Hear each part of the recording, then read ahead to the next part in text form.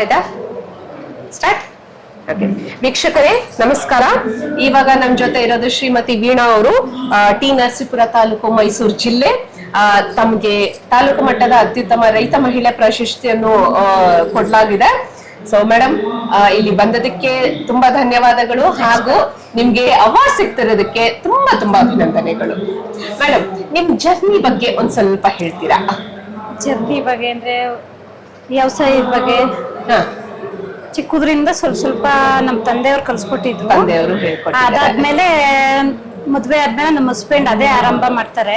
ಅದ್ರಿಂದಾಗಿ ನಮ್ಗೂನು ಅವ್ರ ಜೊತೆ ಹೋಗಿ ವ್ಯವಸಾಯ ಕಲಿತೆ. ಈಗೆಲ್ಲ ತರಕಾರಿ, ಸೊಪ್ಪು, ಸೆದೆ ಪ್ರತಿಯೊಂದು ಮಾಡ್ತೀವಿ ಮೇಡಮ್. ಎಲ್ಲಾನು ಮಾಡ್ತೀವಿ ಮೇಡಮ್. ಟಮೋಟ, ಬೀನಿಸು, ತಣ್ಣಿ, ಬೀನಿ, ಮತ್ತೆ ತೆಂಗು ಹಾಕಿದೀವಿ, ತೋಟ ಮಾಡಿದೀವಿ, ಅದೆಲ್ಲ ಮಾಡ್ತೀವಿ. ಎಲ್ಲಾ ತರ ಆರಂಭ ಎಲ್ಲ ಕಲಿತೀವಿ ಮೇಡಮ್. ಹೌದಾ?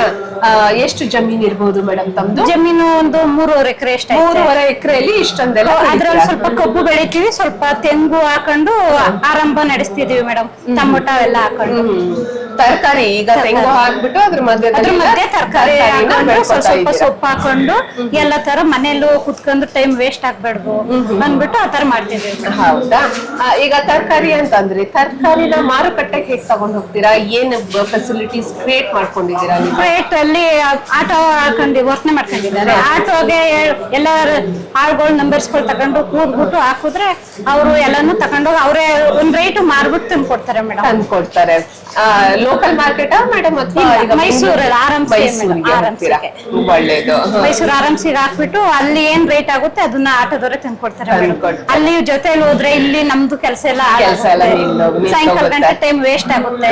ಹಸು ಕರುಗೆಲ್ಲ ಹುಲ್ಲು ಗಿಲ್ಲು ಹಾಕ್ತಾರೆ ನಮ್ಮ ಮನೆಯವ್ರೆ. ಆದ್ರಿಂದ ಹೋಗಲ್ಲ ಜೊತೆ.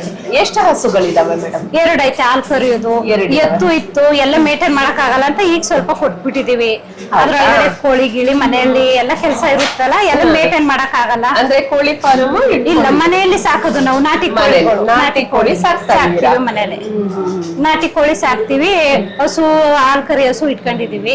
ಅದೆಲ್ಲ ಮಾಡಿ ಸ್ವಲ್ಪ ಈಗ ಮೇಂಟೈನ್ ಮಾಡ್ತಿದ್ದೀವಿ ಮೇಡಮ್. ಹೌದಾ ಮೇಡಮ್? ಈ ಕೃಷಿಗೆ ಸಂಬಂಧಿತ ಏನೇ ತೊಂದರೆಗಳು ಬಂದ್ರೆ ಈ ಮಾಹಿತಿನ ಯಾವ ರೀತಿ ಎಲ್ಲಿ ತಗೊಳ್ತೀರಾ?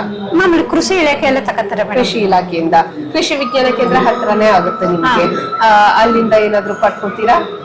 ಇಲ್ಲ, ಇದ್ ಮಾಡ್ಕೊತ ಅದೆಲ್ಲ ನಮ್ಮ ಮನೆಯವ್ರು ತಿಳ್ಕೊತಾರೆ, ನೋಡ್ಕೋತಾರೆ. ಮೇಡಮ್, ತಮಗೆ ಏನಾದ್ರೂ ಸಹಾಯ ಬೇಕು ಮಾಹಿತಿಯಲ್ಲಿ ಅಂತಂದ್ರೆ ತಮ್ಮ ಯಜಮಾನ್ರನ್ನ ಕೇಳ್ತೀರಾ?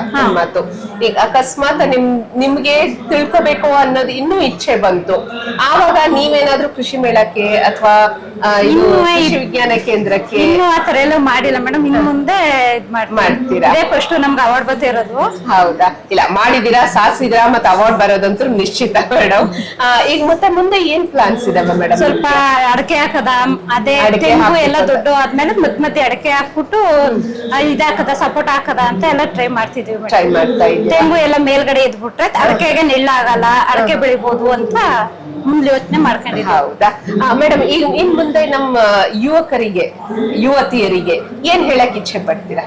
ಇದು ನಾವು ಮಾಡೋದು ಸ್ವಂತ ನಮ್ಮ ದುಡಿಮೆ ಕೆಲಸ ಮಾಡ್ಬೇಕು. ಇನ್ನೊಬ್ರ ಹತ್ರ ಹೋಗಿ ನಾವು ಕೈ ಚಾಚಿ ಮಾಡೋ ಕೆಲಸಕ್ಕಿಂತ ನಮ್ ಸ್ವಂತ ಜಮೀನಲ್ಲೇ ನಾವು ಅಷ್ಟೋ ಇಷ್ಟು ಮಾಡ್ಕೊಂಡು, ಅದು 3 ಎಕರೆ ಇರ್ಬೇಕು ಅನ್ನೋದೇನಿಲ್ಲ ಮೇಡಮ್. ಅದು 1/2 ಎಕರೆ ಇದ್ರುನು ಅದು ನಮ್ದು, ನಮ್ ಸ್ವಂತ ಕೆಲಸ. ಅದು ನಾವ್ ಯಾರ ಹತ್ರನು ಕೈ ಒಡ್ಡಲ್ಲ. ನಮ್ ಬೆವ್ರು ಸುರಿಸಿ ಸಂಪಾದನೆ ಮಾಡ್ಬೇಕು ಅಷ್ಟೇನೆ. ಅಂದ್ರೆ ಆತ್ಮನಿರ್ಭರವಾಗಿ ಅಂತ ನೀವು ಯುವಕರಿಗೆ ಸಂದೇಶ? ಅಲ್ಲಿ ಹೋಗಿ ನಾವು ಇನ್ನೊಬ್ರ ಹತ್ರ ಕೈ ಒಡ್ಡಿ ಮಾಡದ್ಕೆ ನಮ್ ಜಮೀನಲ್ಲಿ ನಮ್ ಬೆವ್ರು ಸುರಿಸೋದು ಅದು ಎಲ್ಗೂ ಇದಾಗಲ್ಲ, ಎಂದು ವೇಸ್ಟ್ ಆಗಲ್ಲ. ಒಳ್ಳೇದು, ಒಳ್ಳೆ ವಿಚಾರ ಮೇಡಮ್. ತುಂಬಾ ನಿಮ್ಮನ್ನ ಮೀಟ್ ಆಗಿ ತುಂಬಾ ಖುಷಿ ಆಯ್ತು. ನೀವು ಇಲ್ಲಿ ಬಂದಿದ್ದೀರಾ, ಅವಾರ್ಡ್ ತಗೋತಾ ಇದ್ದೀರಾ, ತುಂಬಾನೇ ಖುಷಿ ಆಗ್ತಿದೆ. ತುಂಬಾ ಧನ್ಯವಾದಗಳು madam. Many more congratulations award. Thank you.